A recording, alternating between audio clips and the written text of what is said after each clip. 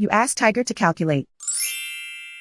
This deals with finding the midpoint between 2 points. The midpoint between the 2 points is 19, -4. Let's solve it step by step. Plot the 2 points and calculate the midpoint using the formula.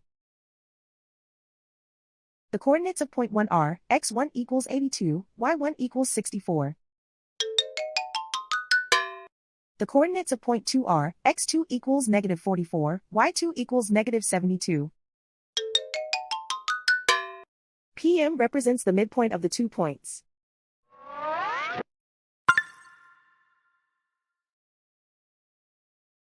Use the x values in the midpoint formula to find the midpoints x.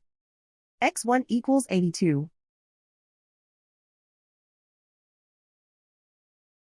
x2 equals -44.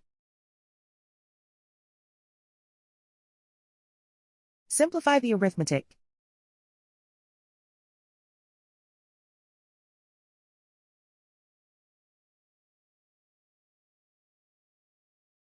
Use the y values in the midpoint formula to find the midpoints y.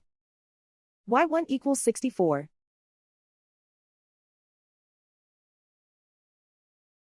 y2 equals -72. Simplify the arithmetic.